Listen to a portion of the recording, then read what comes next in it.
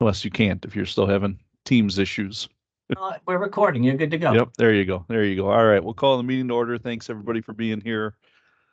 We've got I think 11 or 12 of the members here, so we can get started, and I'm sure a few more will be jumping in. So again, thanks everybody for being here. Should be a pretty, hopefully a quicker meeting today since we just met 3 weeks ago.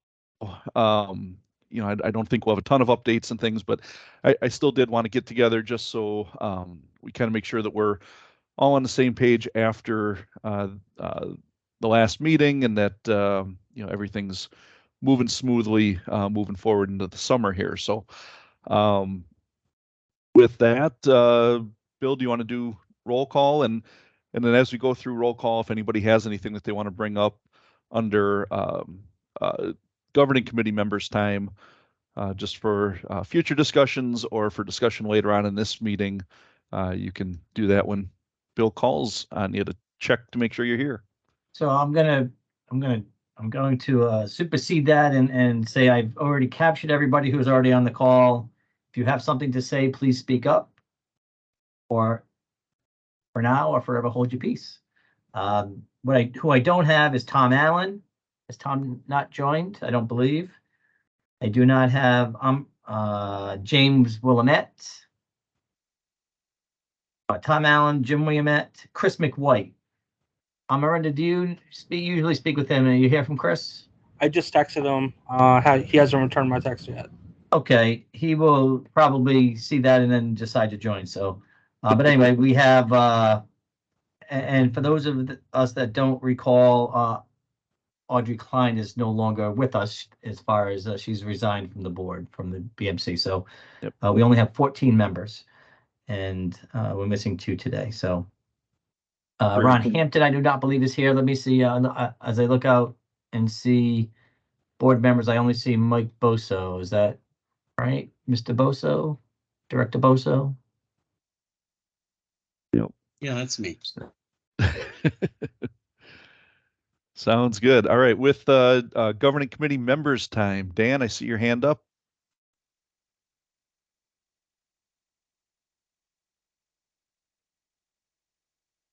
Dan Dockery? Yeah, Dan looks like he has his hand up. Yep. Yep. We can't hear you, Dan, if you're trying to Dan, chat. that's right. Let me see if I can he looks like you just muted. Yeah, he's unmuted. He's unmuted. It's just Dan like throwing his hand up again. I can see your lips moving, Dan, but I can't hear you. Well, I would just, yeah. Well, we can come back to you. Turn your volume up, Dan. Yeah, try turning your volume up and just make a note to the other people whom are on the line today. If you'd like to be noted as a registered guest, please send me an email, and I'll make that note as a registered guest. Otherwise, you're good here. Dan, you want to try it again?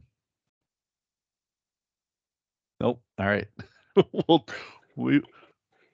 Another trick is under settings and team settings. If you go under the 3 dots and where it says more, go to settings and device settings and pick a different mic. I think that might be the other problem.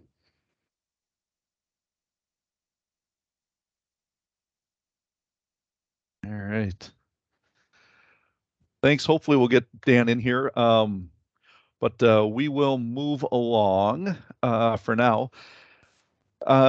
Are there any announcements or changes or adjustments to the agenda? I actually do have one change to the agenda. I do want to move item 8G up to pretty much next. But other than that, are there any other changes to the agenda or any other announcements anybody wanted to make? Can you hear me now? We Dan. All right. Okay. No, I was just going to mention that sometime at your discretion, I'd like about 2 minutes to talk about a presentation for ABM in the fall. Yep, definitely. I think that's on the agenda. It is on our agenda. Yes, yep. Dan. Yeah, that's under 8C. So yep, we will definitely have. I'll even give you more than a couple minutes worth on that one because I think that's going to be a pretty good topic. So. All right. Any other GC members time? Anything else? Otherwise, our special guest speaker, Chief O'Brien, he was going to be about 15, 20 minutes late, he figured. So we're going to, that's, I guess, another change to the agenda. So we're just going to sort of push him down until he joins us, and then we'll jump over to him. So it shouldn't be too much longer, I don't think. But with that, we will move then to item 8G on the agenda, the charter review for all the different membership councils. So I will send this over to Allison to brief us on that. Thank you so much, Ed. There was a lot of interest at the conference, which I really appreciate. And I've been asked by CNO to be the project lead for this, to help facilitate some meetings going forward, because we've been asked, and I'll be reporting back out to CNO as a subcommittee, and they'll bring it up here as needed. But we've been asked to have an analysis, at least, of the charters, to say, like, hey, this works right now. This needs some minor amendments. This needs some significant work. So, for example, and we will get a whole group of representatives from every group together, but just as an example off the top of my head, one of the things that has come up is we all have kind of different provisions, and BMC did some really nice provisions that some groups adopted about how to handle like a non-responsive member, for example, that had never been a problem before. So that might be something minor that it's like, hey, some people have this, some people don't. But there might be some things that are more significant or need larger changes. And then also what's missing right now from the charter. And so we've been asked if we can put that together by the beginning of July to get to the board for their board July meeting to give some consideration to. That will still give us a lot of room to work out the details and nuances of like, okay, what do those significant changes look like? You know, we are not committing to this says A and now we want to say B. It's just the concept of like, hey, we think this works. We think this is more or less okay, or we think there's some significant changes or missing things. And so with that deadline in mind, and that we've, like, again, we'll be reporting all this through CNO. It's not, that's really the avenue to kind of bring everybody together so that we have representation from every membership council. I want to pause there to ask if there's any questions before I go any further.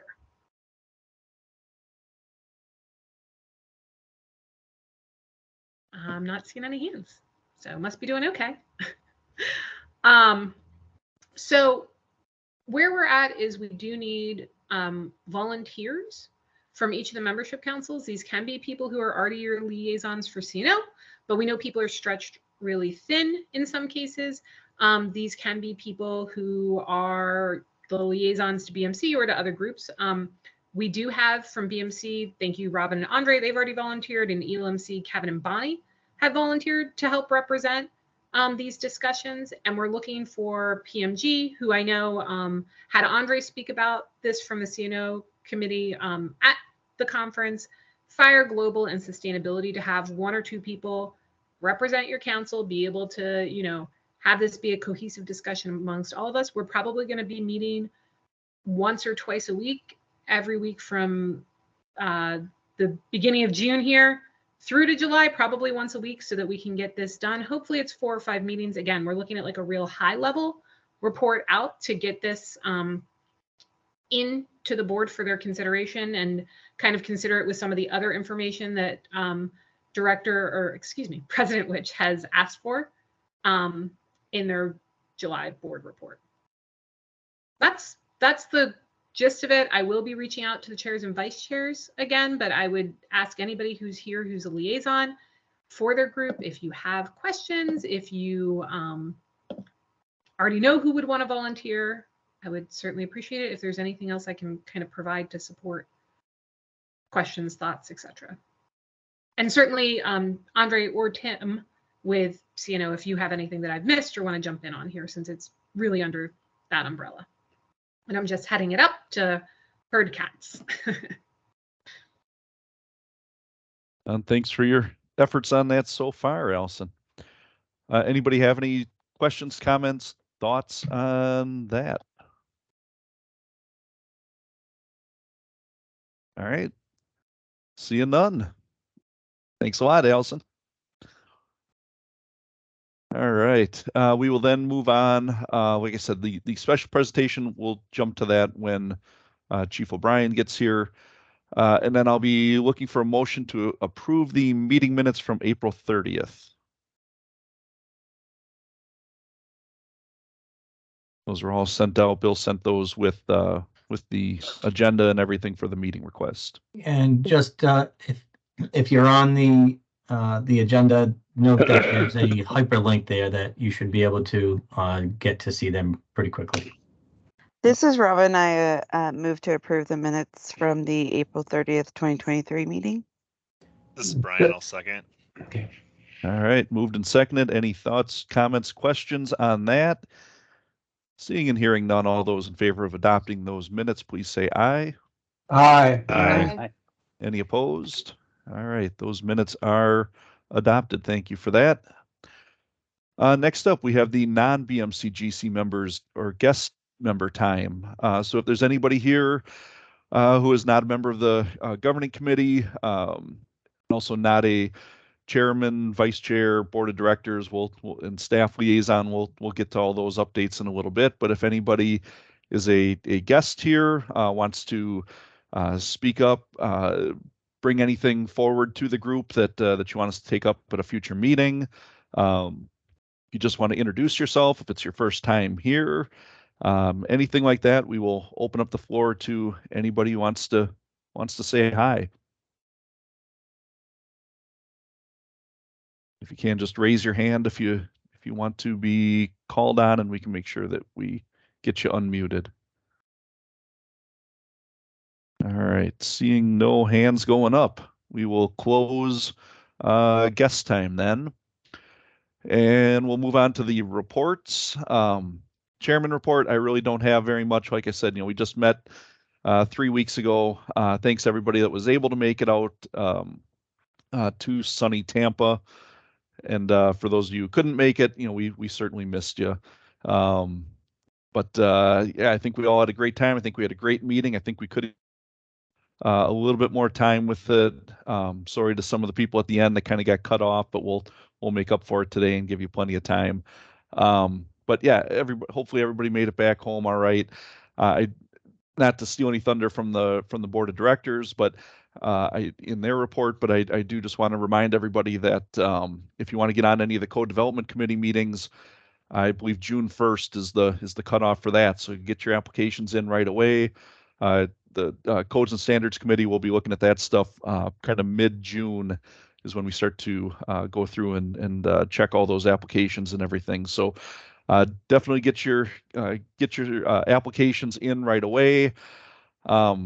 And yeah, again, and don't be afraid to reach out to your board members and stuff as well, and kind of let them know that you're applying for this stuff as well. So that's all I really have. Again, yeah, good to see everybody again after just a couple weeks. But I will turn it over to the vice chair. Mark, anything to add? Yeah, hey all, good afternoon. I think we're all in afternoon. Might be a morning or two. No, you should all be afternoon by now. Yeah, still totally energized from our in-person meeting and all the conversations that went on. You just can't overemphasize what you can gain from in-person meetings and networking. Programmed and scheduled networking, but also the stuff that happens sitting around the table. Just fantastic stuff.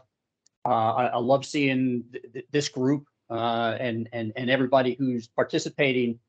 Nothing new really to update. I'll just reiterate again as we talked about at our BMC meeting is if we have 2 subcommittees who could always use extra people. If you're here and you don't have a task at the moment, reach into that. We technically have 3, right? But there's not a lot of opportunity for that. I'll let Tim and Andre see if they need volunteers. But those 2 subcommittees can use more and more people all the time, and just feel free to jump on and help out with what they're doing. So that's about all I got. Great to see everybody again. All right, thanks, Mark. Next, we'll move on to the Board of Directors Liaison Report. Ron couldn't be here, but I do see we have a couple directors. Directors Boso and Sayers. Anybody want to, either of you want to speak up and give a little board report? Well, I guess I could start out, Ed. Sure. I'm not sure where you were in Florida talking about it being sunny, but that was not my experience. But I do agree that it was a great time, and it's always awesome to have those in-person meetings. We just can't.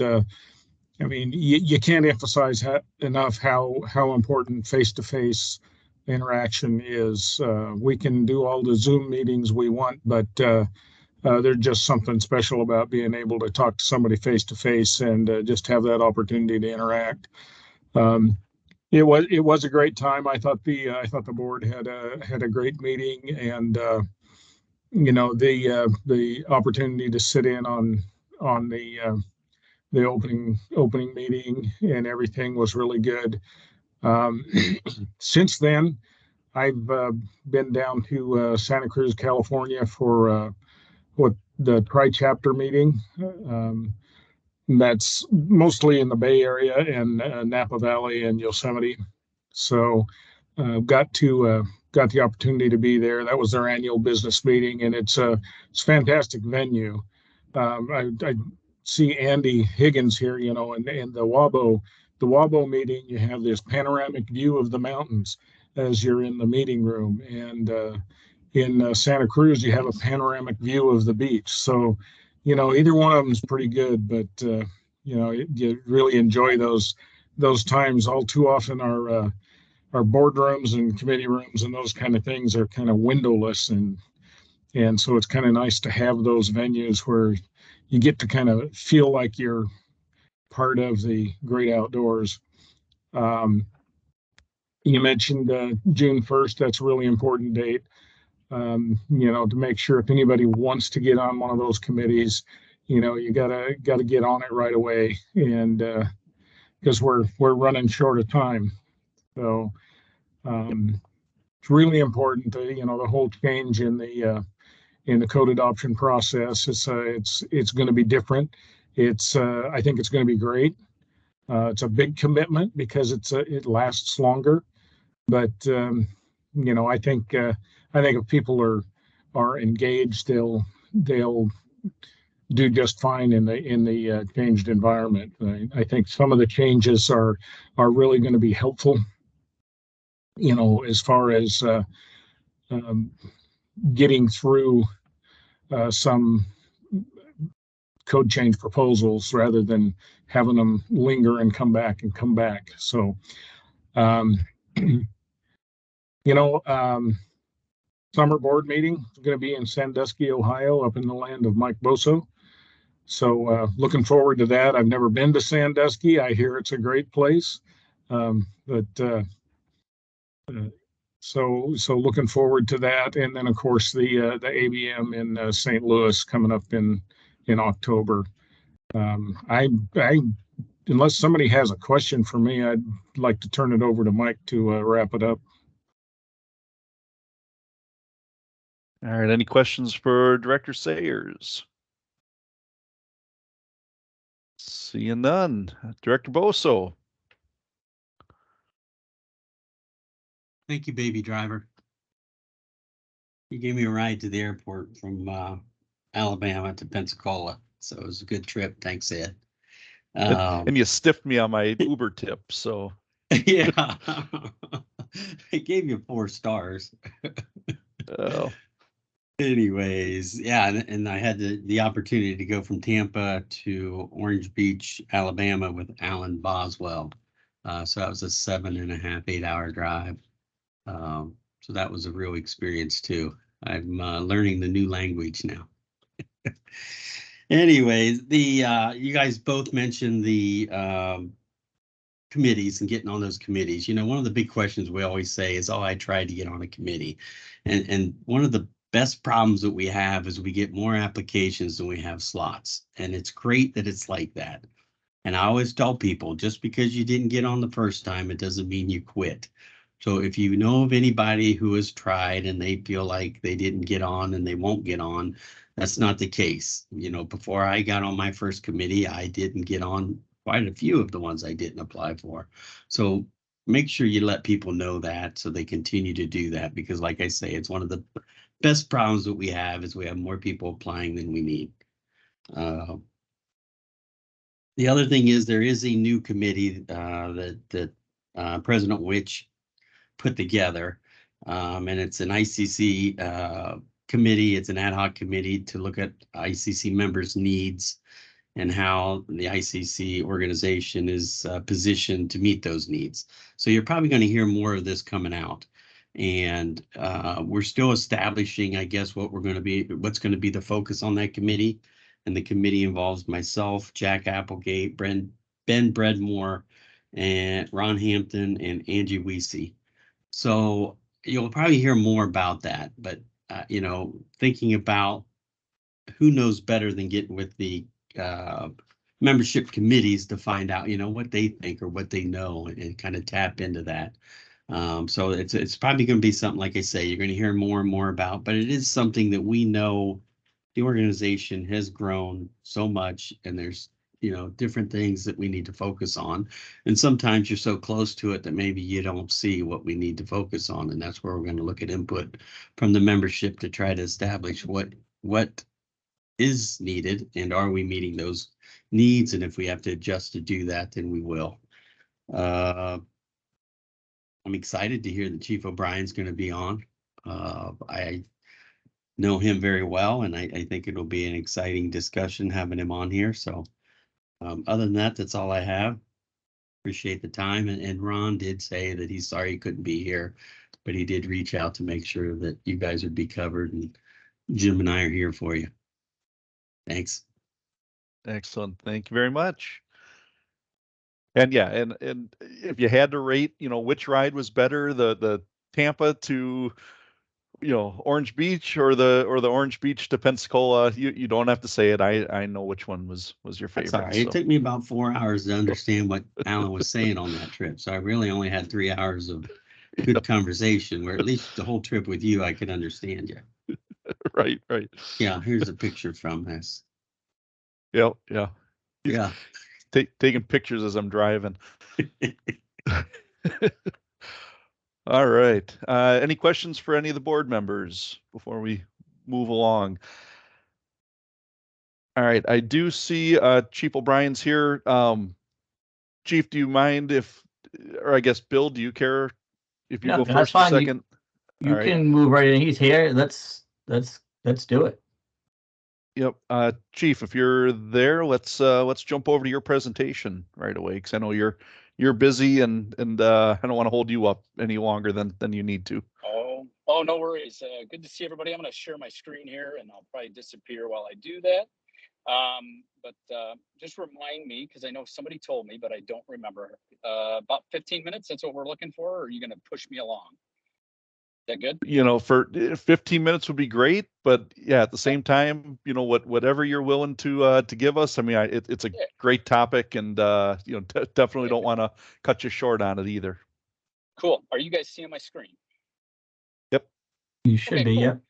All right. So, you know, the United States, and I know ICC is a pretty global company, and let me pause for just a hot second. For those of you who don't know me, I'm the fire chief here in Brighton, Michigan. I do some consulting work, but outside of that, for about 8 years, I was the chair of the Fire Protection Committee, and I truly appreciate the dialogue that I got into. Right, luckily I told me, hey, go get involved, and I have found so much joy from working with so many of you within the ICC, and it's been a really rewarding professional journey. I think some good friendships, some just great challenges that have made me a better code official back home. But, you know, as part of that, I got exposed here with bringing something that was happening here in Michigan as the world looks to electrify. You know, for some time, we've been dealing with some battery stuff here, but, you know, it was kind of this incidental thing that not everybody had, but just through some of that code development work, we were able to highlight and start to prepare. And what we're going to talk about here is hopefully plant some seeds, because we as a code committee, as a code community, as a fire service community, have a lot of work to do, and we are so far behind. Because our building officials, our planners, our zoning administrators, our fire code officials are just dealing with some incredible challenges in the built environment because our technology is moving so fast and our codes are slow. And I'm going to coin that as a phrase, but we've been proud of that. But if you look at this X, this is an old map that was published in the Wall Street Journal. It's about 4 months old now at this point in time, and it doesn't show all the X's. If you really start to think about the electrification that's happened and is happening, you can definitely see it's on one side of Mississippi. I can add about 4 more X's in the state of Michigan that would be buildings that have some form of permit or process to start producing batteries. And so we typically start to think that these are our battery facilities. Now, what does that mean? Today in the United States, we're producing somewhere around 20 million cells a day. By the end of 2025, if all these X's come to fruition, which it looks like, we'll be producing about 200 million cells a day, 200 million cells a day. So you start to think about all the different types of things that starts to go into. In the bottom right-hand corner, that is a facility, it's a Home Depot in South Carolina. And so, right, pretty far from California. But what we're starting to see is the complete electrification of all of our equipment. And I think most of the time we think about things like in the upper right-hand corner, that Tesla charging. And what is that implication on our, that facility has some batteries involved with its equipment. It has its electric charging that is challenging some of our communities all the time. But what we're not thinking about are all the other, right? It's easy to think about a battery plant at 5.5 million square foot gigafactory and the challenges that building brings to us. What we don't think about is what's on the left. And on the left is a facility that was storing Tesla power packs. These are to be installed in a home, most likely. They have a low state of charge, and they were not the cause of the fire. But we actually had a fire in this building, in which we then had to mitigate this facility and its issues around this.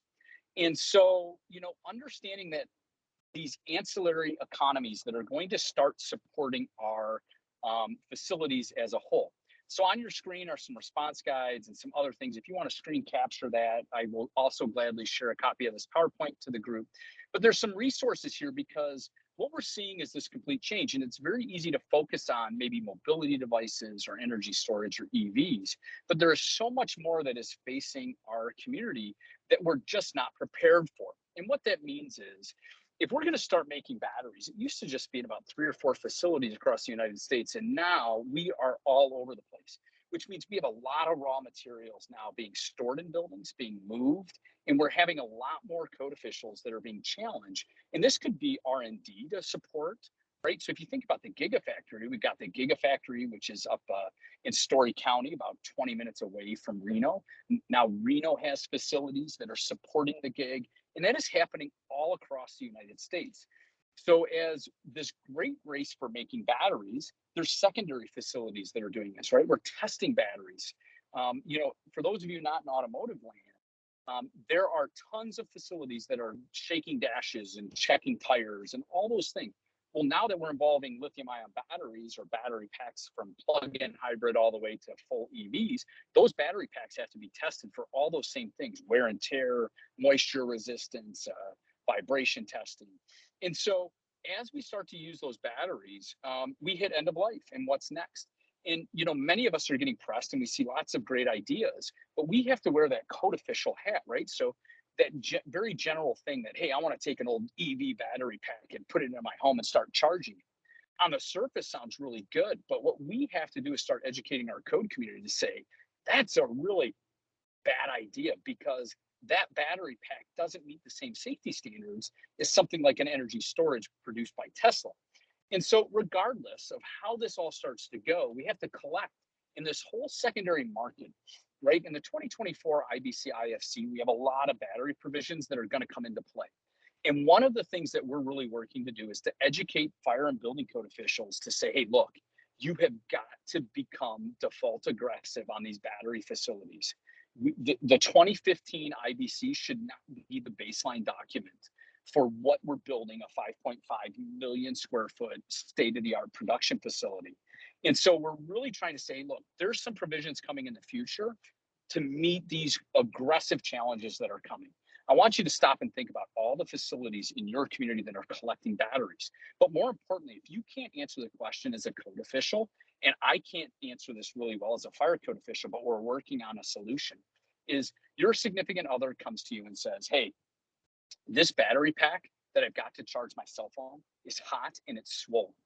Do you know how to properly dispose of that, right? And the answer should be community collection, and we should be getting that into a recycling facility along with all of the other batteries.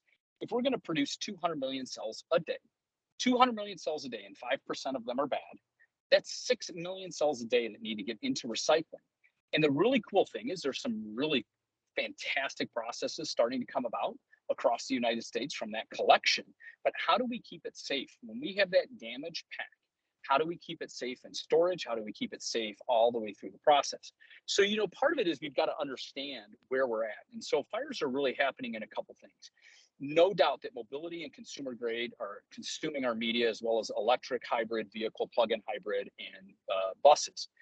Recycling is becoming a big issue because if we don't provide a community a solution, they end up in our waste stream and they get compacted and they catch on fire. And of course, we have all the storage and manufacturing. So you start to think of all the other things that are seeing transitions, interstate battery, for instance, or other battery facilities that are now starting to see a peak in demand. We're starting to see this. But think about where mobility and consumer grade is going to start to get us.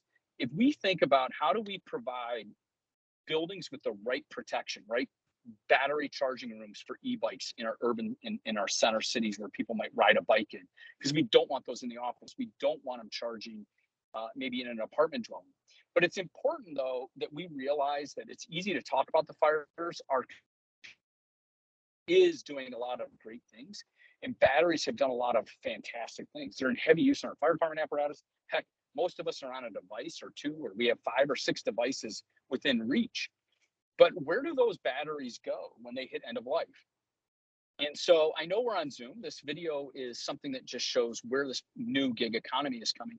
This battery was on a UPS vehicle 30 minutes before this event happened.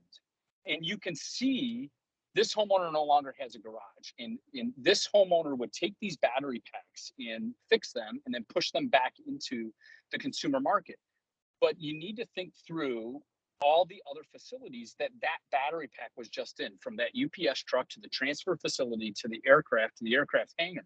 And so understanding why batteries start to go into thermal runaway, there's a lot of reasons, but if we crush, damage, shoot them, bang them up, they can go into a thermal runaway event. We could have undercharge, we can have bad cell manufacturing, and then one cell can push it into the other cell to create an overheat issue. Either way, I know this slide is really showing the purpose, but when those things happen, we can start to get a cell into a thermal event. And this cell kind of shows a great thing. And if you think about that show, The Deadliest Catch, and if you all think about it, hopefully you all enjoyed that show like I did, but if a crab started to die in a crab tank, it would kill other crabs because of the toxicity. The same thing can happen in our cells, in our battery packs, and our modules, right? So as one cell goes into a thermal runaway event, it can heat and it can start to cause the others. And so we can end up with facilities that look like this. This is a very high challenge fire that's not addressed in the 2021 or before fire code. And it's marginally addressed in the International Fire Code 2024. But really, when you start to look at this, understanding that one of those battery packs on fire is a 2-hour event for the fire department, just one, right? So NFPA 13, our sprinkler standard, is very, very limited on what the sprinkler density should be. In fact, it says lithium ion battery storage is outside its scope. So we're starting to see this evolving things to start to address. And some of you as building and fire code officials might have had this question, right? Our weight of EVs starting to affect our parking deck. How do we know the sprinkler system will work in a parking deck? There's a lot of unanswered questions that collectively we as a community have to start coming into. And part of that we have to start coming into is driving our federal partners and our federal legislators to say, look, we need money to study this because we need data. We need to know what the sprinkler system should be. We need data to understand what the construction classification. But there's a lot of things in place, such as, hey, this collection, right? Redwood knows that if they can get your materials, your used consumer electronics, and get them back in, that we can start to, we can get that raw market. This is a fire that happened in Story County. These are batteries awaiting for recycling. And who knows why the battery started, but underneath all those white tarps, this is exterior storage, which is addressed in the 2024 fire code with some very unique problems. But I want you to start to think about this from a code official standpoint, right? Do our firefighters have the right fire protection water? Have we put in the right separations? What's the requirements on fire spacing and the like? Because this is what is getting packaged inside our built environments, being put on a road, and it's being hauled, and is creating some very, very unique hazards for the fire service. And some of the stuff that's been happening is both the work that we've been doing and partnering with the ICC. The International Association of Fire Chiefs has put together some work groups to start to develop some of these resources, right? And our focus has been on the response model, right? So we have an event, and now what do we do? And so understanding what is happening with our batteries and our battery cells, right? EV fires, in many cases, we just have to let them burn. And part of that is happening is when there's nobody trapped and there's no exposures, the consideration of letting them burn is what the manufacturers say. Now, that's a 2-hour event, and there's a lot of things. But what happens when we put that car in a parking deck? What happens when we put that car inside of an automotive repair facility? So ponder this question. Is it a change of use when we go from ICE combustion vehicles into electrical vehicle? The hazards have drastically changed. And so what is the expectation in our communities when we see that? Now think about in your community, all of those facilities that are working on automotive vehicles and whether or not they're sprinkler protected, because in the 2024 IBC IFC, we say, hey, look, if you have over a 500 square foot area and you're doing automotive repair on EVs, you need to be sprinklered because of the work we're learning. And likewise, a energy storage system that's installed pre-2018 is a hazard. We know it. We know that the standards were not complete at that point in time. That's why in the 2024 IBC IFC, we starting to talk about what to do with those units installed pre-2018 adoption of codes. And so what is our role as code officials when we have a known hazard, right? So we have companies that are not being aggressive in meeting safety standards. And so these products are coming in from the size of a briefcase all the way up to a semi-trailer. And there's a lot of smoke and mirrors happening to our built environment that our code officials are needing dire help because they're getting outmanned and outnumbered, and they're coming in with some bad testing that doesn't show. And to be quite honest, most of us don't know how to navigate our fire code through Chapter 1 when we get new technology or a hazard that's present, right? Chapter 1, I think about all the work the BCAC has done to align Chapter 1 over the last 3 cycles in code development, but really, this is a key indicator. We know of a hazard. It really came out of study from Surprise, Arizona, and ESS installed pre-2018. And that's 2018 adoption, folks, not 2018 the year. And so we know how to solve and make this safer, and our codes are doing it. And so we have to learn from these and figure out how to support our communities. But really, let's look at this, right? Because this is happening. This is my #1 phone call. Well, it's slowly dying off, but hey, Chief, I'm getting some power here for charging equipment. What should we do? And there's some stuff that our codes and standards do really well. But one of the things that we're starting to see is the limitations on our power within our built environment. So people are choosing to mix systems together, right? Vehicle charging with energy storage. And we miss the energy storage components when we start adding batteries. But you know, this is a common site that's playing out. There's some simple things that we can do, not to critique this, right? We're good at electrical wiring, we're good at integration, but have we put in remote disconnects for firefighters to shut down power if there is an event? Because we're seeing an increase of events when vehicles are charging. Likewise, how about just some simple parking protection? And then, you know, really just to give folks some heads up here, and I know this is a big topic that we're cramming a bunch down. NFPA 13, like we said, very, very limited. It's under development for its 2nd edition. Doesn't look like a lot is coming. There is some cool things happening by the industry in testing residential sprinklers. Some favorable results are coming out there. We're seeing some testing by Reliable, Viking, Tyco to create a specific application sprinkler, which is really neat. Some things that are happening with NFPA 855, that would be the equivalent of like 13 and 72. And I think you're going to see some big discussion in our world for the 2027 codes on, do we just point all of our energy storage requirements over to 855? NFPA 855, their first draft is coming up. It's due here June 1. And they have about 24 subgroups working on various topics from new technologies, right? We're talking lithium ion today, but there's dozens of new technologies coming out, new hazards coming out. We've got these anticipated revisions coming up. There's multiple work groups, both BCAC, FCAC, lots of things happening. You're going to see, I think, some pretty robust changes in all of these. And so we've got a lot of open questions, and we need collectively to keep working together. It's easy to think about the overwhelm that is happening. Today alone, I've talked to 3 communities that are getting battery plants, and their fire and building code officials are like, where do we start? And so it's really breaking down the power of what's in the IBC IFC. There's a lot of work that is done, and I'm trying my best to keep us collectively pushing together, right? We're not done. We've got a lot of work, and we've got to come up with a way to get faster in getting our tools that some really, really smart humans have developed through collaboration, through testing. And what do we do is we learn of hazards, and how do we get those in the hands of our fire and building codes, right? What messaging could we all be collectively saying, right? Fire chiefs, building code officials need to be advocating for sound community charging.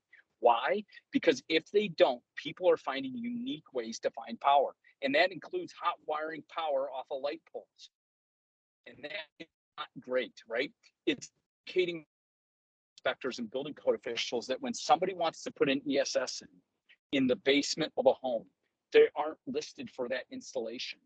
And even if we're on the 2015 IRC and you open it up and there's nothing in there on ESS or very limited, we need to educate our code officials to say, hey, there's better things here to keep our firefighters and our community safe in the 2021 and 2024. And so we have this huge impact. And as our fire department starts responding to more battery incidents, look at Waymo, right? We had a Waymo fire down in Phoenix, Arizona, where a vehicle caught on fire inside, multiple hour incident, a standard EV on the side of the road, 2.5 hour incident, a battery pack when it gets involved in fire, or an ESS, probably a plus 12-hour incident. And our fire folks do not have the resources to be sitting on these incidents for that duration. And so we have to do everything we can. We have a big role within community risk reduction. And the hazards are evolving. This is the second incident upon which that I know, but batteries in boxes is bad when we don't do it right. And this is a semi-truck. That was a fully enclosed semi-truck that had some batteries that were just bad. They had an issue. They had a buildup of off-gassing, the smoke-looking product, which is filled with flammable vapors. And when you put flammable vapors in a container, they will blow up if they find an ignition. And that was an enclosed chamber. This just played out. This was Brighton, Michigan, about 4 years ago. We were one of the first ones where those are in those containers are batteries awaiting transport, right? And so it just happened. If our dear friends up in Mountain View, Colorado, had a battery incident in which a Jeep was charging inside of a garage, and it caused the garage door to explode or deflagrate off the hinges, folks. It was just simply charging, having a bad day, and it built up the gas. And when the firefighters entered into the garage door blew out. And so we have got to keep pushing this envelope with sound investigation work. We got to keep pushing the code development to make sure we're addressing these evolving hazards. Because regardless of my politics and if I think EVs are a good thing or not, I'm just telling you, nobody's going to make enough batteries to make 15 million cars a year and not see a major change. And so we have just got to keep imploring our board of directors. We got to keep pushing to find out what's best. We've got to keep learning from one another so we can help prepare our communities. From that rural community that's getting its first 1 million square foot facility that's going to include battery storage inside, that community that's getting ESS on a grid support, all the way down to that urban center that's now seeing a EV storage or a EV place start to go. And so what I would say is some really cool things, and we can use it in the building side as well, but June 18th through the 24th, the fire service is ramping up some resources as it relates to ESS or to batteries as a whole. And it's a really good thing for us to, as in the code community, to say, hey, look, what are these hazards? What do we know? And what are we doing? Because never have we seen things like this before where we've got ventilation issues, we've got suppression issues, we've got all the crazy things that could happen. So I would love to have a dialogue with you all, and I know your time is very, very precious. I'm going to stop sharing my screen if I can just figure out how to do that, and be happy to have some conversations with you all. I appreciate the work that you all are doing on a regular basis. In some ways, as a code nerd or a certified code weenie, I'm always looking for the next big challenge, but holy cow, is this thing here? And, you know, our code officials are seeing it every day. I get somebody, hey, I'm getting battery testing. Hey, I'm getting a battery plant. Hey, I've got this facility storing batteries on racks up to 20 feet in height. What do I do? And so it's a pretty fascinating thing, and happy to answer any questions. And I greatly appreciate you all giving me some time here to talk. Yeah, thanks a lot, Chief. That's yeah, such a like you said a few times, such a huge topic. You know, where do we start with it? But yeah, it sounds like you guys are making some great progress. I'll open it up for some questions in just a second here. One thing I wanted to ask you though, you know, you talked about IBC and IFC quite a bit.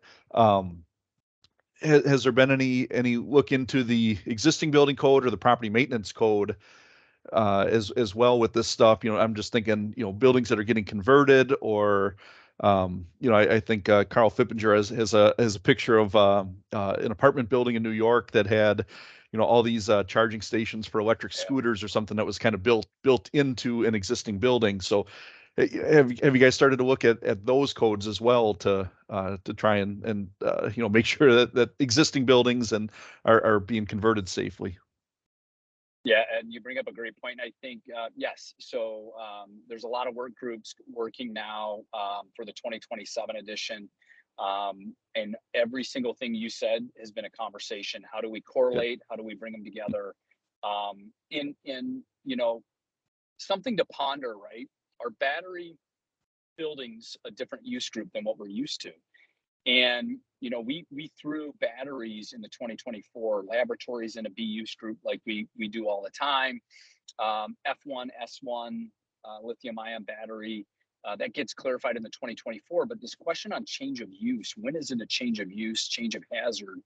And I'm sure as code officials, we could have that debate. So I think you're going to see some pretty heavy discussion, code development in that space that you're describing, because that's a tough application for a lot of us as code officials. Yeah. Thanks. If anybody does have any questions, please raise your hand. I'll try to take those in order. I do see Ben Breadmore with he's number one in there. So first off, yeah, welcome Director Breadmore. We already did go through the Board of Director liaison reports, but so you missed out on that, but you can jump in here now. Thanks for being here. Thank you, Mr. Chair. My apologies for being late. I did not anticipate making the meeting here today. I was thankful to have a meeting run very short, which almost never happens.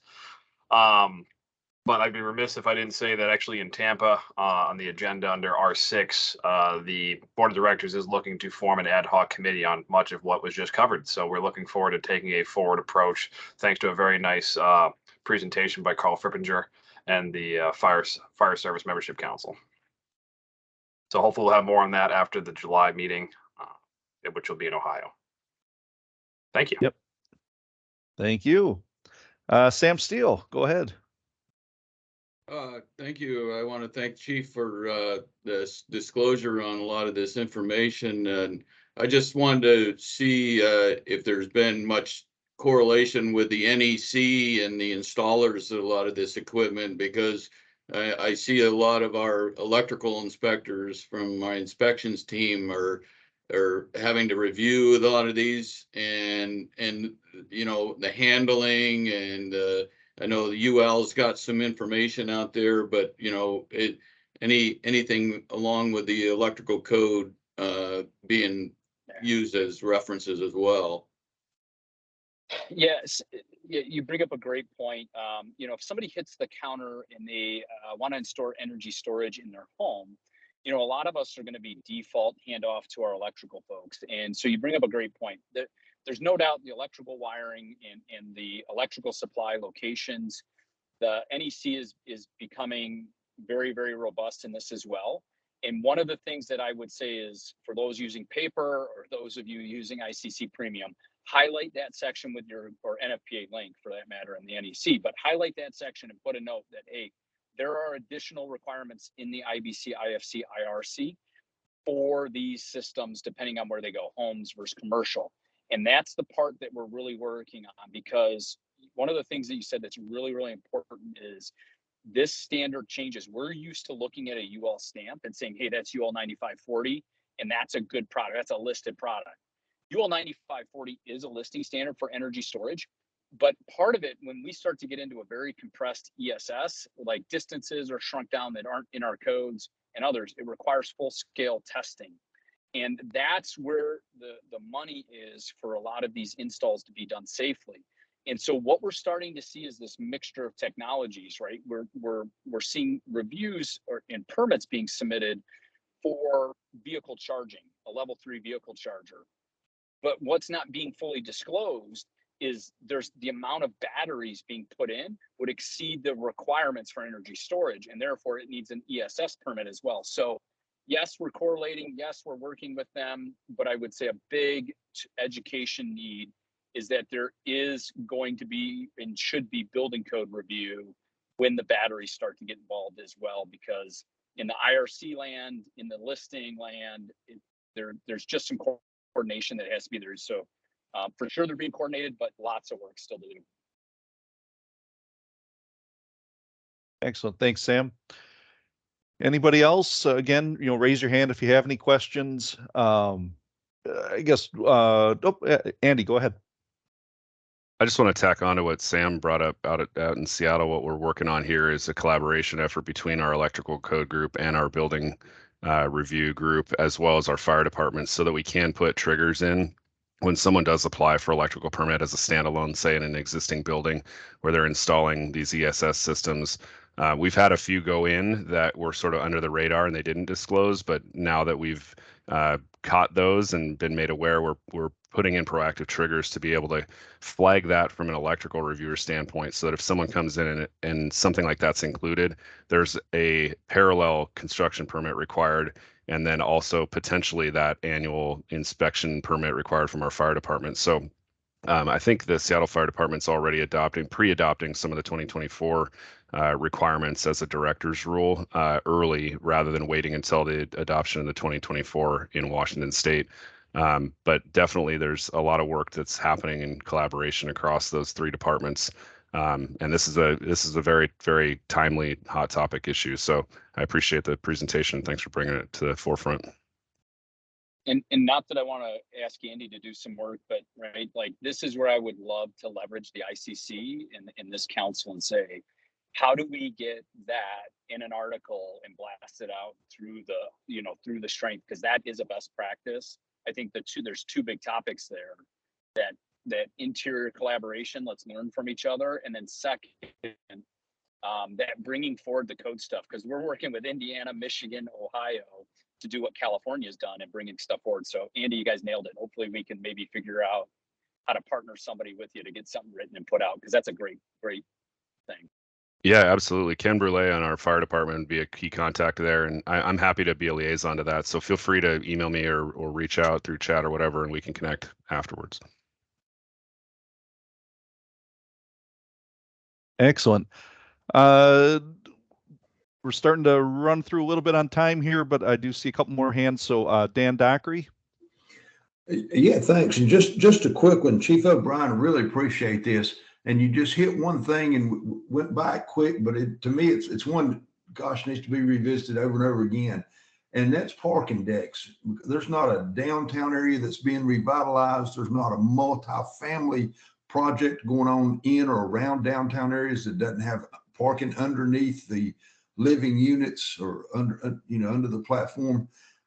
And electric vehicles on average a third more in weight than a regular gas powered vehicle. And then you're talking about in excess of 1,000 pounds quite frequently for the batteries themselves. And everybody wants to talk about long life, high output batteries, and those are double what normal batteries are. And are we engineered for that in our parking decks now? Are we also engineered for a proximity in it? I think that's one of these things that really needs attention and needs focus. And granted, it's going to fall more back on fire and building, but that actually scares me to death, and I'll hush with that.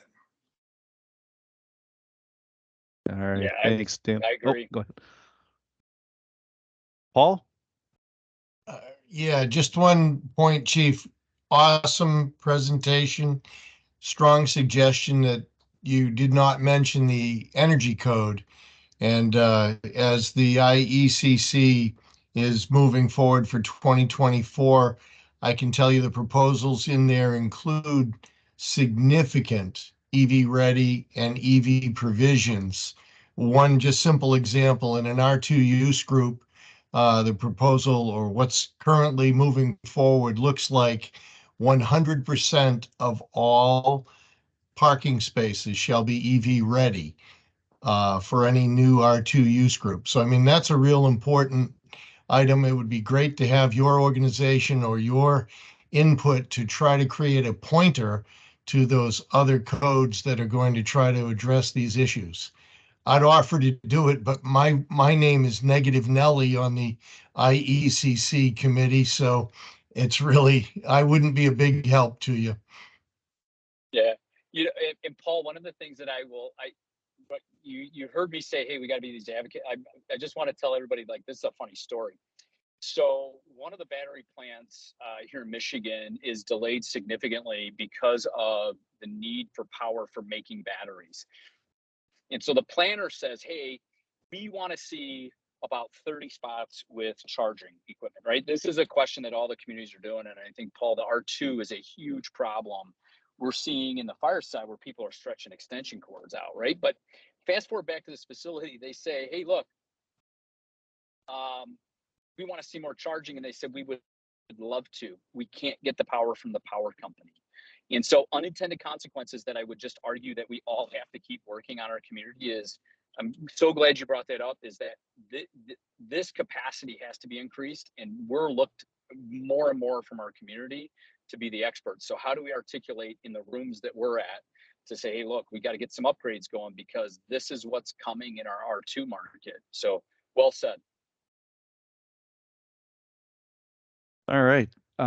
Again, thanks, Chief O'Brien, for stopping by here and presenting this to us. I think it's a fantastic topic. If you can, I know you had some slides with some resources for people out there. If you can pass that over to Bill or I, we can share that with the group and make sure that gets out.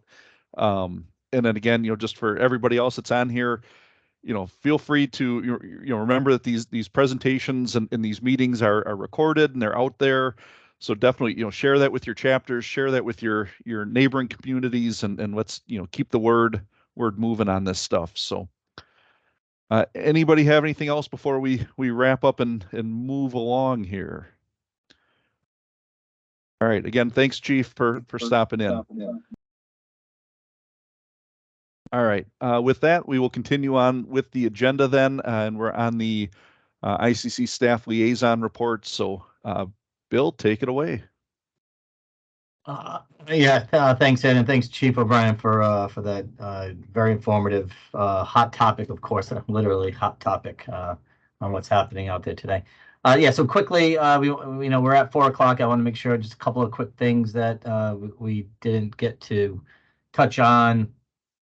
As I have up on the agenda here, anything I discuss, obviously, I've talked about it before, is the May 2023 ICC GR update. Of course, that comes out every month through your ICC GR staff liaison. So please make sure if you're not getting it, that I know I'm speaking to people for multiple times on this topic, but if you're out there and you're not getting it, guest, member, whatever, please, we're glad to share that with you through GR. It is available on our website.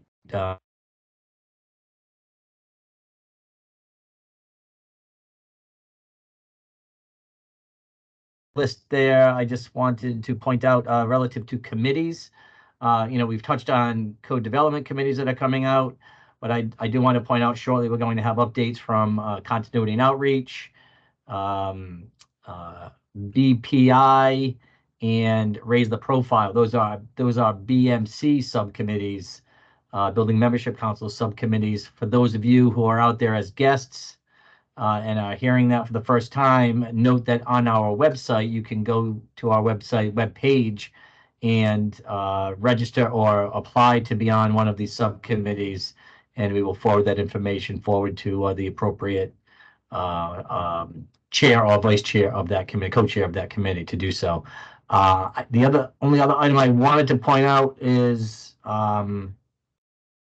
it's not publicized just yet, but some of you may have been contacted by your GR rep or somebody relative to an offsite construction summit that ICC is putting together for just that, offsite construction relative to our standard 1200 and 1205.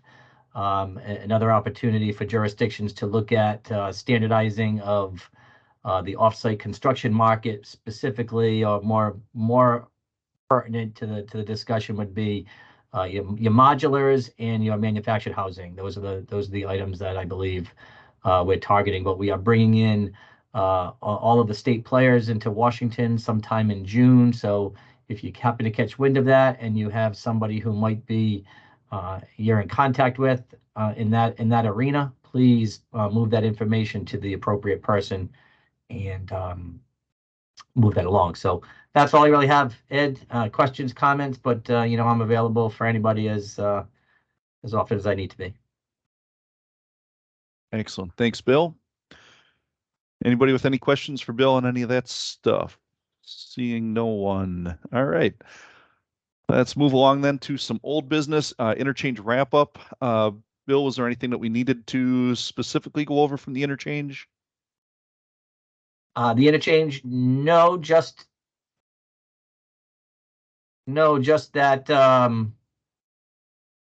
My apologies. My Teams is just wonderful here. I just curious what.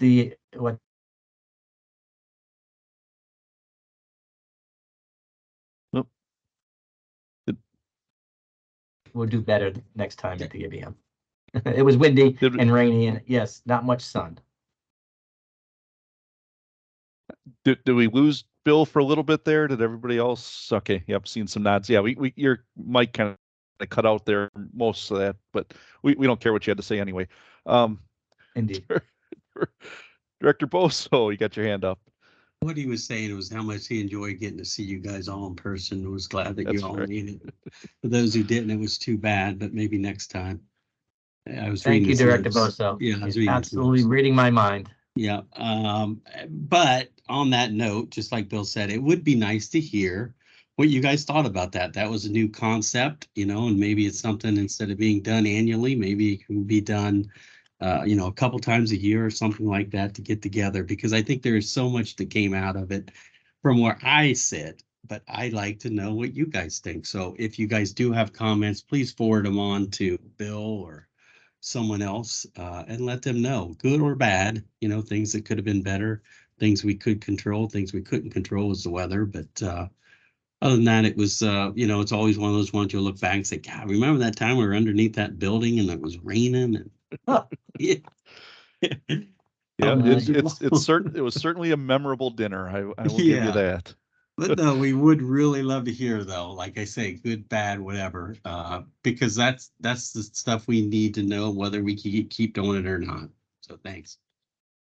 Yeah, and I think from my perspective, and I know Mark Matheny would back me up on this. I'm sure just what everybody here would as well. Getting that in-person meeting and seeing people, being in the same room with them, making those connections. I think that's invaluable, and we need to continue that in some form or another all the way through. But yes, we will pass along any comments that anybody has. But Andy, go ahead.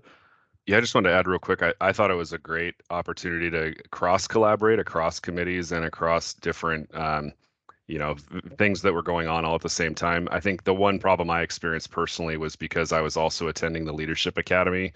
Our meeting on Sunday directly conflicted with the second day of the Leadership Academy, so I had to choose one or the other, and I obviously chose to come to the BMC meeting because we had other representatives from Washington here to continue to attend the Leadership Academy. But in a role as a current president of a chapter, that was my one issue that I had, having to have a conflict like that with the scheduling. So other than that, I thought it was excellent and had a really great time and a good opportunity to see everybody and collaborate across different functions and people attending those different functions. So it was great.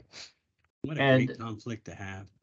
And just to kind of close the loop on all of that, what Director Boso said and Andy, part of the interchange, there was discussion with regards to the chair committee that kind of an ad hoc, but maybe to just kind of point to what Director Breadmore said on the ad hoc committee through the board relative to looking at members. That includes the membership council. So part of that report will contain a report, if you will, from staff, which we're actively working with members of the C&O committee and other staff liaisons, other chairs and vice chairs. So ideas like that, make sure you make them heard. If changes, that's good input, Andy, on how things happened down there, how you'd like to see things maybe modified to change. Please put that out there and make sure that stuff like that gets into report. Andre will touch on it shortly, and we'll get that included as part of that report to the board.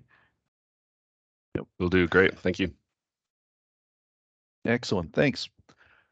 All right, moving on, because as always, we're down to 20 minutes left in the meat of our meeting here to go. So, Building Safety Month. Does anybody have any updates on that? Keep getting your proclamations in. Send those over to your GR reps if you get any, either locally or through the state. We love getting those. Anything update that needed to be updated on Building Safety Month, Bill? All right. Keep perfect. those proclamations coming in, folks. We are ahead of last year, but we're not quite there yet. Excellent. Oop, Andre? Yeah, I was just going to say, if you haven't tuned into it, Sustainability Memberships Council's annual Building Safety Month series of videos. If you haven't liked, followed them on whatever social media platform you like, LinkedIn, Facebook.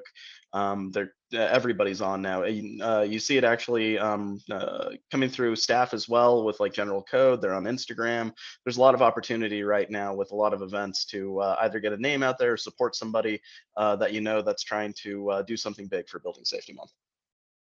Excellent. Yep, great point. And yeah, I should have brought that up. Thanks for bringing that one up, Andre. Kevin, in sunny, hot Pennsylvania, what do you got today? That's right, man.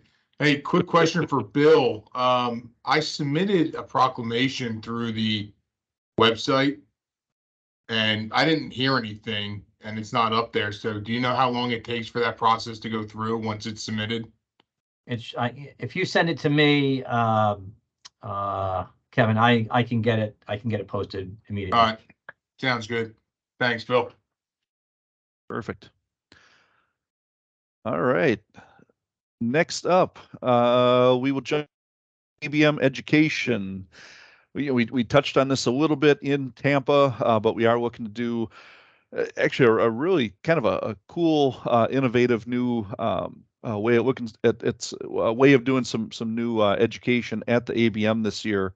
And I'll actually turn it over to Dan Dockery to kind of talk about that next. Thanks, Ed. Appreciate it much. And I will be brief.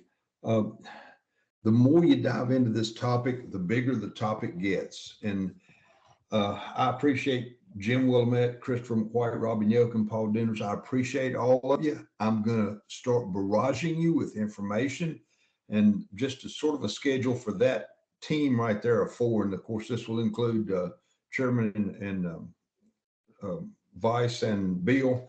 But June the 8th, you'll be getting the first series of programs that are already documented that have come back to me. I'd kind of like comments back on those, which ones you think are going to be the ones we want to pursue by June the 30th. And that will give me until July the 7th to start contacting people to actually become presenters at this affair. Again, hey Dan. Yeah. Dan, could you just recap what the program's about for anybody who might have missed it in Tampa? Well, I don't know how anybody can miss something that exciting and invigorating as a topic, but yes, the topic was comes from a question that we get all the time, and that's how do we recruit people to become building inspectors?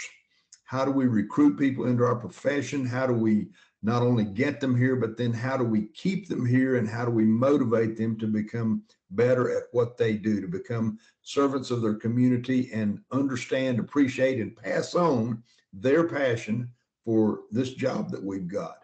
And it's a huge topic. Is that well enough explained, Ed? Okay, good. It's huge, and it starts with Ron Hampton going to grades 1 through 5 and doing little talks to people, all the way up to colleges and community colleges who actually have developed curriculums that when you graduate, you are certified through ICC to become a building inspector. And so we've got curriculums from about 11 or 12 different community college programs. We still don't have anything that is a set career track program other than participation through high schools with community colleges for trades programs, but we're cataloging the ones we do have. What we're going to end up having to decide is what is too soon to really latch young people onto our profession. And then we'll have to discard those because we only have 3 hours for this program. 2 hours of that will be people coming up and showing their programs. And then the last hour will be a panel where people can ask questions.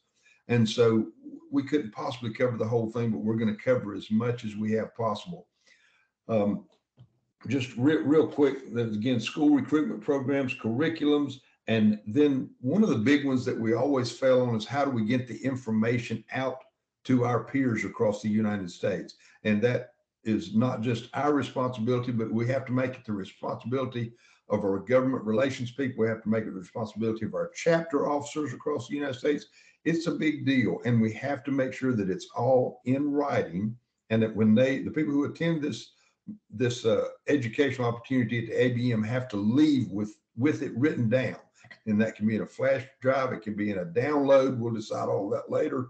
But they take the program back with them and they have basically a primer to use. There are a lot of side things that come into this that we found as we've started doing a little research, and people have started sending me all this information. And one of them is this, and this also ties into how soon is too soon.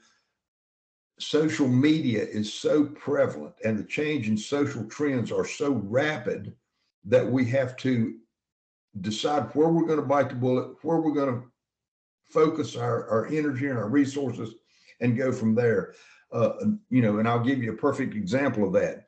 How many of you have gone Chat GPT and AI sites and things like that? Many of you. If you haven't, I encourage you to. How many of you have gone into a bank and can't get a teller? How many of you gone into any place that is a service institution that is not manual service, but paper service and can't get help? Think about the effect that artificial intelligence is going to have on that profession. They already have artificial intelligence doing residential and commercial building plans under the supervision and seal of architects and engineers. Okay, they can design a building, but they can't build it. They can't inspect it. So we might have a great opportunity there. I encourage all of you to look up Mike Rowe. And I don't know if you remember Dirty Jobs. I love to watch that guy. And he's got the effect of artificial intelligence on white collar jobs. And so what that tells me is we have a grand opportunity coming up if we can get this information out in a good way to recruit more people into what we do. A couple of bullet points that I've seen just reading through all the stuff that people send me. It's just growing the market for our inspectors. And that by growing the market, I mean how many more inspectors we're going to need, but how are we going to get them and then grow those inspectors in their jobs and in their professional abilities.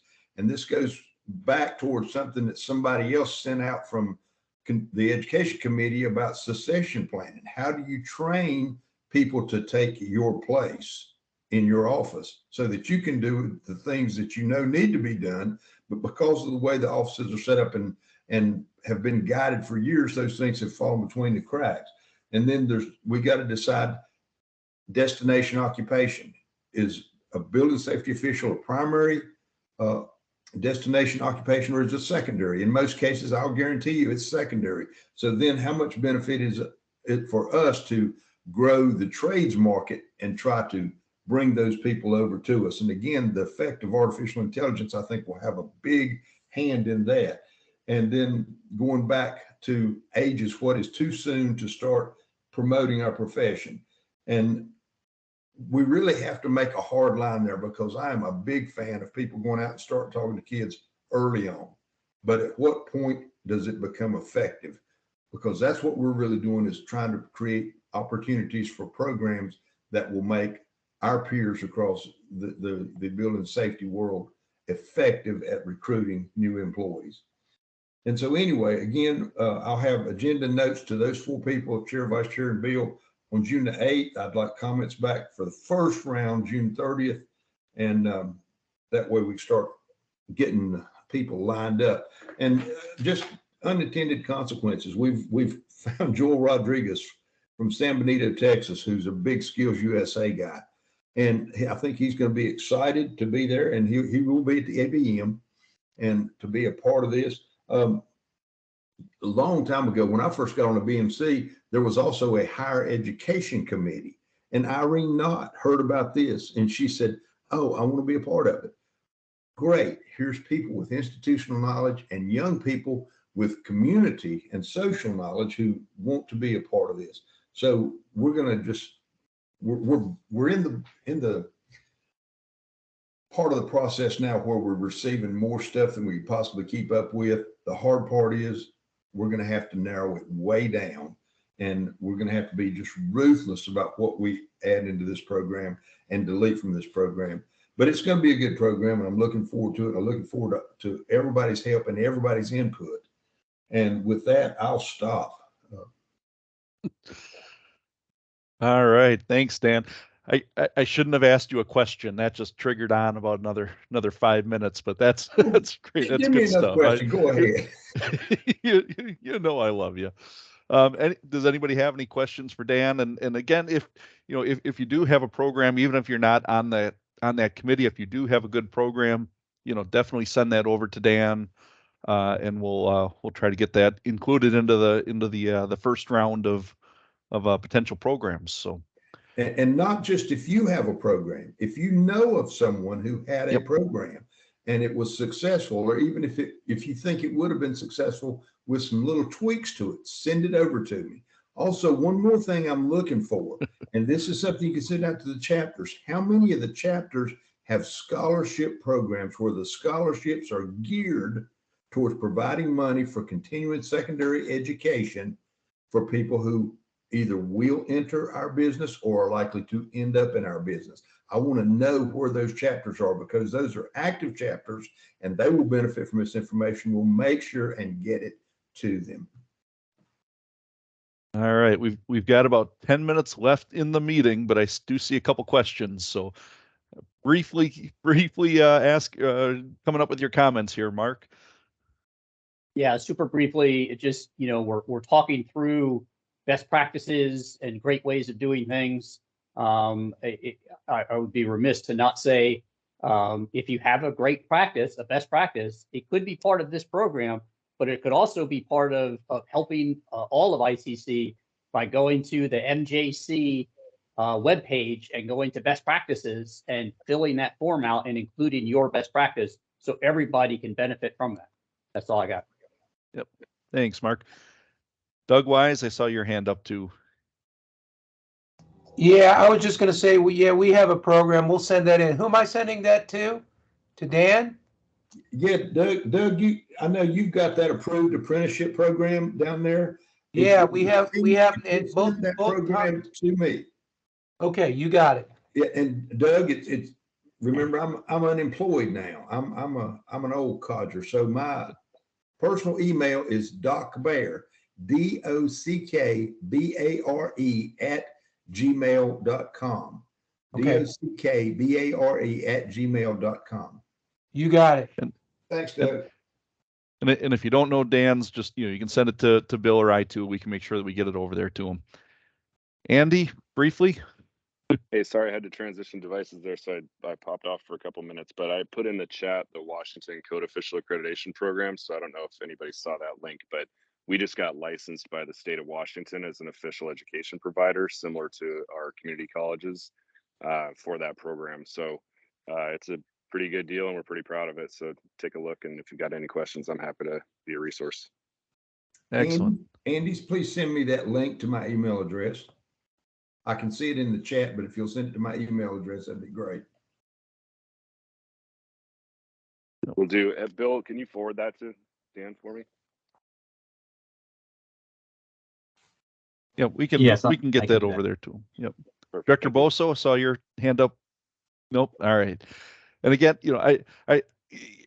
it's great to hear all these programs. I hate cutting people off on this stuff because, it just shows the all the great programs that are out there and that everybody knows about these, but we need to let everybody else across the country, get in on these programs, learn how they can take some of these and see what's going to work in their communities. So definitely, I hate cutting off the discussion, but I want to be respectful of everybody's time. So we do want to move along. But again, it just shows how great of a program that this is going to be. So thanks, Dan, and the committee on putting this one together. All right, moving on the agenda, goals and mid-year report. I'll talk to Bill about that stuff kind of offline. I know we're still working on putting together a mid-year report for it. So, and then vacancy on the GC and call for GC membership. Bill, you want to take a quick jump on that one? Yes. So with Audrey's resignation, the board voted at the interchange to support Paul Demers for the position. However, it's been determined that we're just too close to the ABM. The call for governing committee membership, it will be coming out very soon, and we don't want to confuse the issue and have a special runoff for that particular position. So it's staff has determined, and it's more appropriate to do so at the ABM this year and replace Audrey as we do our general regular elections anyway. Hopefully Paul will still land at the top of the list, but we'll see. It remains to be seen, but that's where that stands. Yep. So Paul is not officially with us, even though we did vote to suggest his name to the board of directors. So, but he's still here anyway, and he's still going to get his opinion out there, whether we like it or not. So we do appreciate that, Paul. All right. And again, I know Allison's still on here. That is definitely something that we want to hopefully take a look at in the charter document on how to fill vacancies on the board. So moving on, the Innovation Award. I know we talked in Tampa to kind of hit the pause button after this year's, but I think we are still going to move forward with it this year, right, Bill? Yeah, I have no update from what we did in Tampa. Carl and I are still working through some issues with it. Yes. Okay. More to come on that. The charter review we already discussed. So subcommittee reports. We're down to about 5 minutes left here. I do want to jump over to continuity and outreach first because I know I cut Andre off in Tampa when he had a lot of really good stuff from CNO to go through. So Andre, you get a couple minutes worth here. I appreciate it, sir. I'll try and be brief and direct. So the biggest iron that we have in the fire, obviously, is this charter review project. And yeah, we've had a few discussions about it. Allison Cook with the LMC really started this narrative, and Ed, you guys had a really good discussion that helped create this sort of conversation. And so it got pushed over to us for coordination purposes, is really kind of the nature of that. So we could take representation from every membership council and coordinate that. And as such, we really wanted to structure it in a way where the members are in charge of it. It's not that CNO is taking over a project from somebody else, but we're going to help facilitate a forum to be able to make that happen.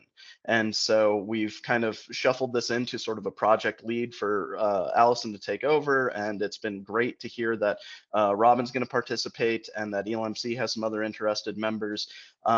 With this call now for a report here in a couple of months with at least some identification of what we want to work on, it's imperative that we move on this and move on it quickly. Because obviously that deadline means something to the board of directors, and every charter, every membership council, our responsibility is to advise the board, especially if they have a specific request for it. And so we want to try and facilitate that in the manner in which they're asking for. And so we're sort of giving that over so that way these meetings can run, because obviously this needs to happen 2-3 times a week in order to make sure this project gets done on time. Whatever that schedule looks like, and then give a clear reporting structure back to all the membership councils, to the chairs, so they understand what's going on. They have a clear check-in point. So we're really trying to leverage the structure of the committee to really do what we see to be its function in that and facilitate a conversation. Otherwise, we have a finalized version of the first part of a flyer kit for new members about the membership councils and getting them to participate. Billy has the finalized version that I haven't heard of any other discrepancies or changes to. So barring any issues, I think we can move that into use for anyone that would like to. Basically, it's got a couple of paragraphs about what the membership councils do, and you select a link. Every membership council logo at the bottom is its own link to its own site. So somebody can use that from a digital platform, tap it on their phone, go right to Fire, go right to Global, and learn more about what you guys are doing, and just make it easier to coordinate that, and can be part of your toolkit either as a chapter leader or a region leader when you have new members that, hey, how do I get involved? What do I do? Hey, here's a great outlet for you. It's free, and you can kind of pick and choose how involved you want to be. So that should be ready to go. I'd love to see if we can't get all of the membership councils to pair that with sort of a social media blast coming up here with the call for governing committees, because like Ed said, that'll be coming up very shortly. So why wouldn't we leverage that to get a blast out there and let people know what we're doing, even if they're not going to serve on a governing committee, that they can find out more about the membership councils and understand that it's a clear benefit to them to be part moving forward. And then the last bit that I will try and let's see here if I'm allowed to do this really quickly. Can you guys see my screen? So what we have here is something that I got to speak about really briefly at the ABM, and it's basically a mock-up of the CNO matrix in a different platform. We've talked about this a couple of times. I've heard some different experiences kind of moving forward for people about trying to coordinate large projects like this effectively. And that's been kind of one of the needed tools, is a better way to be able to manage when we have to do so much more of this digitally. And I think we have our fingers in more pies regularly. So I promised you guys, first and foremost, some topics. So we have Building Safety Month, internal governance, outreach and social media, code notes, best practices and white papers, and education. So basically what I've done is reformatted the same stuff that was in the matrix a few months ago and some of the newer projects into some breakdowns where it might be easier to show somebody what they're interested in. And I'm by no means married to any one particular project management software. It can be whatever we want it to be. But it's a conversation that I'd like to at least get a few people to experience, give some feedback on if they think this would be helpful to them in the process of better coordinating projects between membership councils and reporting to the board in a very clear structure where the reports or documents that we put in here can be accessed by staff, can be looked in on by your board liaison very quickly, so they can just have a sort of finger on the pulse without trying to remember everything that comes out of one of these meetings and going back for meeting minutes, but seeing who got involved last, who discussed something last. So like right here, I have the membership toolkit that we were just talking about. And you can see I made a post where I actually have the file where it lives now.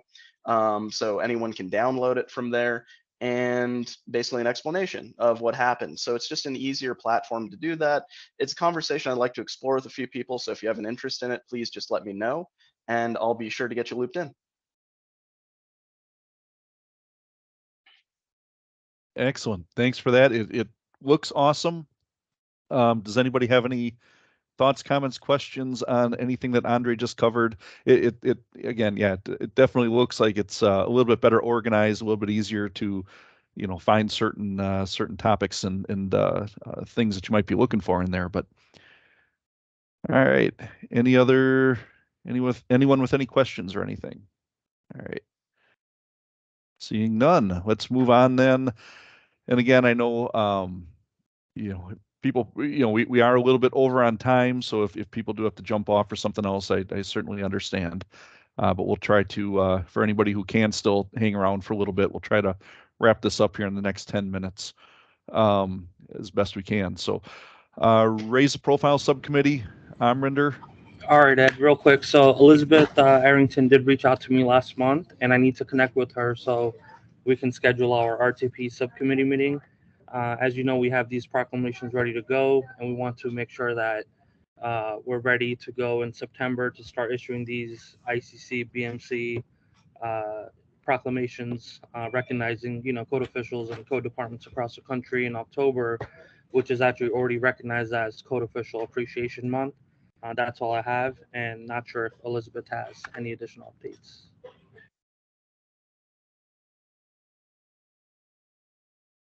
Elizabeth, anything? I don't have an update. Thank you. All right, no problem.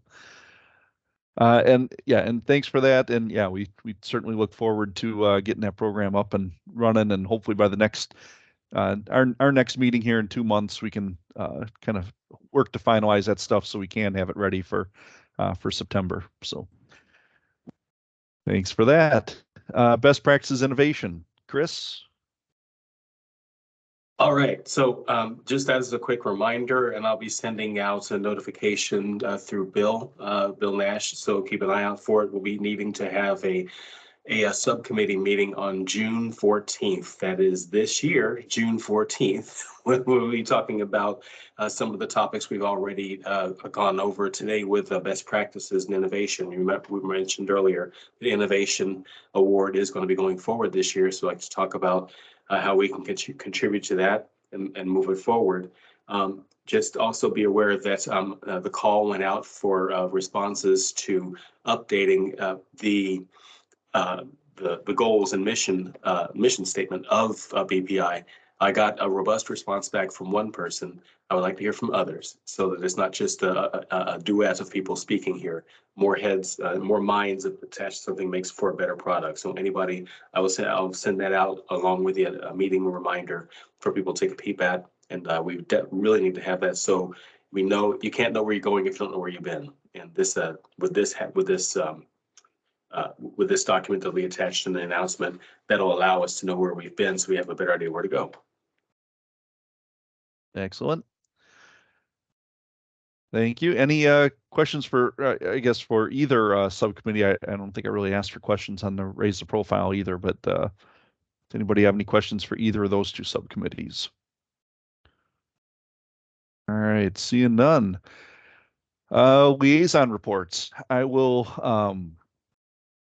not go through each one. I guess I'll just sort of open it up if any of the liaisons that are still sticking around. Oh, Kevin just woke up.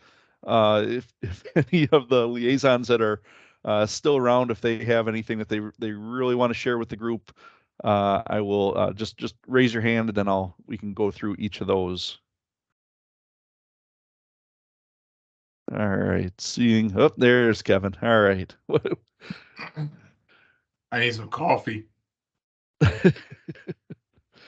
I will be brief, very brief for you guys here. Two things to note. We did discuss at our last meeting the Vote for Your Codes campaign, which we're going to continue to work on through the new cycle. We're very confident that we're going to have a better go at this now with the changes to the code adoption process. We'll have more time to get ahead of it. Last time we were kind of behind the 8 ball because we had started at the hearings.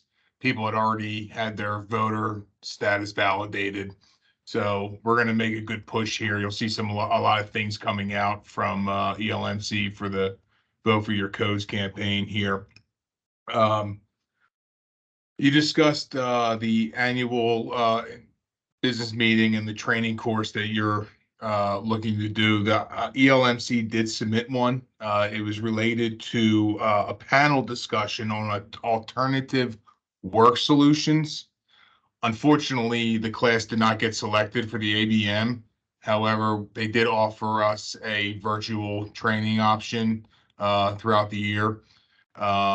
And it kind of goes hand in hand with the class that you guys are offering there about bringing younger and new people into the building safety field. And this remote work option was kind of related to employee recruitment and retention. You have virtual and remote work options that a lot of people are switching to now, which is the our new COVID world. But to Dan's point, I want to say that it is imperative, and I'm really encouraged about that class that you're offering, because this is not a problem that's going to go away. It's only getting worse. Obviously, we have a lot of people retiring.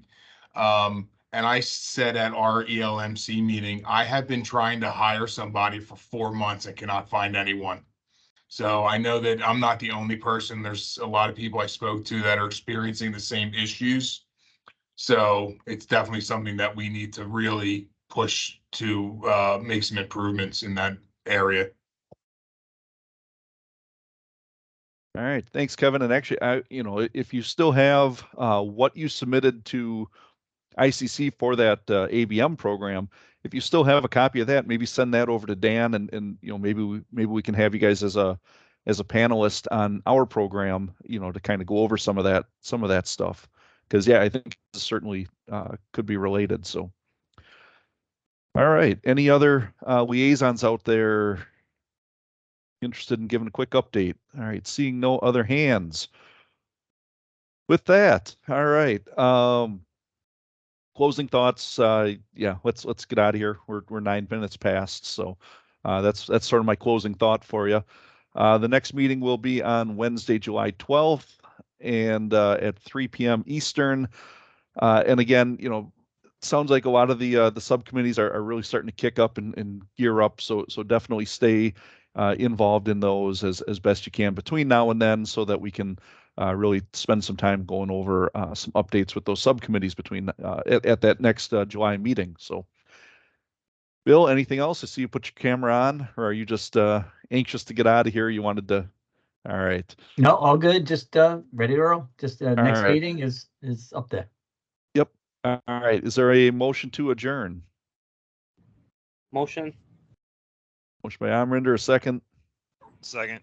All right. With that, I don't think I even need to take a vote on that. We are adjourned. So thanks, everybody. Sorry we ran 10 minutes late here, but again, appreciate the discussion and appreciate everybody sticking around. So we'll see you all in 2 months. See ya. Stay safe, everyone. Yep. Bye, everybody. Take care, everyone. Be safe.